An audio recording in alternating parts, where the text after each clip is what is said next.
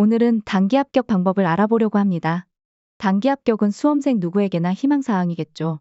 저는 2021년 8월에서 10월까지, 2022년 2월에서 3월까지 총 5달을 공부하여 평균 90점으로 2022년 국가직 세무직에 최종 합격했습니다. 비록 지금은 일하고 있지 않지만 그때 공부했던 경험을 토대로 단기 합격에 대한 조언을 드릴 수 있지 않을까 싶어 영상을 준비했습니다. 단기 합격을 하려면 3가지 단계를 거치면 됩니다. 첫째, 합격 컷을 알아야 합니다. 합격 컷은 직렬마다 다르기 때문에 자신이 응시하려는 직렬의 최근 5개년 합격 컷을 구글링하여 평균 합격 컷을 알아내야 하겠죠. 저는 세무직 합격 컷이 평균 80에서 85점 사이여서 최종적으로 평균 85점을 목표 점수로 삼았습니다. 둘째, 자신의 위치를 파악합니다. 가장 쉬운 방법은 자신이 응시하려는 직렬의 최근 5에서 7개년 기출을 아무런 준비 없이 풀어보는 것입니다. 채점을 마치고 나면 자신이 최소한으로 받을 수 있는 점수를 파악할 수 있는데요. 공무원 시험은 과목별 점수보다도 총점이 더 중요한 시험이지만 지금은 과목별 최소 점수를 알아두는 것이 중요합니다. 우리는 앞으로 과목별로 공부할 것이기 때문이죠. 저는 당시 국어, 영어, 한국사 60점, 세법 30점, 회계학 40점이 나왔습니다. 점수가 낮더라도 실망하지 마세요.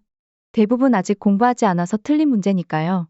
이렇게 과목별 최소 점수를 파악하고 나면 첫 번째 단계에서 우리가 알아두었던 합격 컷에 도달하기까지 앞으로 몇 점이 더 필요한지 알 수 있습니다. 저는 과목별 85점이 목표였으므로 국어, 영어, 한국사 25점, 세법 55점, 회계학 45점이 더 필요했습니다. 셋째, 필요한 점수를 가장 빨리 채울 수 있는 부분부터 공부합니다. 우리가 틀리는 문제는 크게 4가지 유형으로 나눌 수 있습니다. 공부하지 않아서 틀리는 문제, 공부를 했지만 틀리는 문제, 반복적으로 틀리는 문제, 어쩌다 한번 틀리는 문제. 두 번째 단계에서 틀린 문제들을 분석하여 각각 어떤 유형의 문제에 속하는지 파악해 보세요. 공부하지 않았고 반복적으로 틀리는 문제가 있나요? 그럼 그 문제에 해당 파트부터 먼저 공부하세요. 저는 영어는 문법 파트에서 계속 틀리더라고요. 매해 문법이 3문제 출제되는데 그중 늘 2문제를 틀렸기 때문에 문법만 확실히 공부한다면 10점을 고정적으로 올릴 수 있었습니다. 문법을 공부하고 나니 더 이상 문법 파트를 틀리지 않았고 그렇게 제 영어 최소 점수는 70점이 되었죠.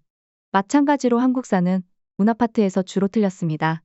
문화 파트에 나오는 각종 용어를 암기 어플에 모두 정리한 후 쉬는 시간마다 틈틈이 공부해주니 더 이상 문화 파트에서 틀리지 않더라고요. 그렇게 제 한국사 최소 점수는 10점가량 올랐습니다.